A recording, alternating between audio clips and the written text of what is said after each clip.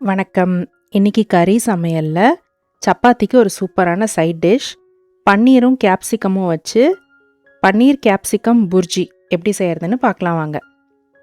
இந்த ரெசிபிக்கு நான் பன்னீர் ஒரு 200 கிராம் எடுத்திருக்கேன். கையிலே இந்த மாதிரி கொஞ்சம் கொஞ்சமாக ஊற்றி விட்டுக்கோங்க. நல்லா தேங்காய் துருவல் மாதிரி பெரிய பெரிய லம்ஸ் இல்லாமல் இந்த மாதிரி உதுத்து தனியாக எடுத்து வச்சுக்கோங்க. ஒரு பெரிய கடாயில் பட்டர் ஒரு 1/2 டேபிள் ஸ்பூன், எண்ணெய் 1/2 டேபிள் ஸ்பூன், பட்டர் நல்லா மெல்ட் ஆனதுக்கப்புறமா சீரகம் 1 டீஸ்பூன், சீரகம் நல்லா பொரிய விடுங்க. இஞ்சி 1 டேபிள் ஸ்பூன் பொடி பொடியாக நறுக்கி சேர்த்துக்கோங்க. பச்சை மிளகா 2. இஞ்சியில் இருக்க பச்சை வாசனை போய் நல்லா ரோஸ்ட் ஆகிற வரைக்கும் வதக்கி விடுங்க.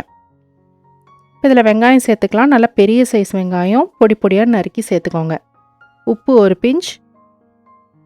வெங்காயம் நல்லா கலர் சேஞ்ச் ஆகி வதங்கட்டும்.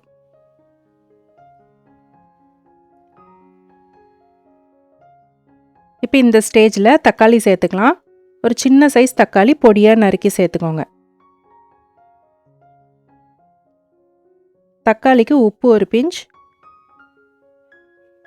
இதை மூடி வச்சு குக் பண்ணால் கொஞ்சம் சீக்கிரமாக வெந்துடும். தக்காளி நல்லா வதங்குற வரைக்கும் கவர் பண்ணி குக் பண்ணுங்கள்.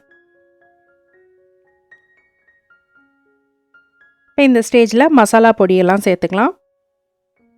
மஞ்சள் பொடி ஒரு 1/4 டீஸ்பூன், தனி மிளகாய்த்தூள் 3/4 டீஸ்பூன், காஷ்மீரி மிளகாய்த்தூள் 1/2 டீஸ்பூன்.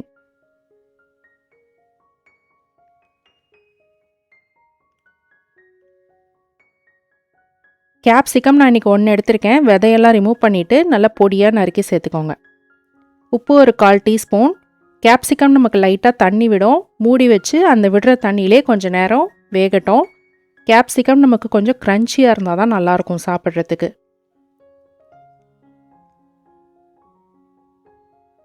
இப்போ இதில் பன்னீரை சேர்த்துக்கலாம்.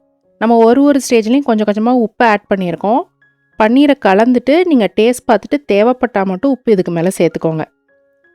நான் எக்ஸ்ட்ராவாக எதுவும் சேர்க்கலை.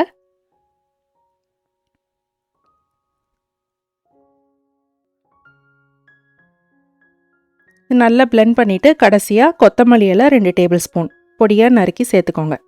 அவ்வளோதாங்க, ரொம்ப ஈஸி. பன்னீர் புர்ஜி செஞ்சு பார்த்துட்டு எப்படி இருந்ததுன்னு கமெண்ட்டில் சொல்லுங்கள். பிடிச்சிருந்தா லைக் பண்ணுங்கள். மறக்காமல் சப்ஸ்கிரைப் பண்ணுங்கள்.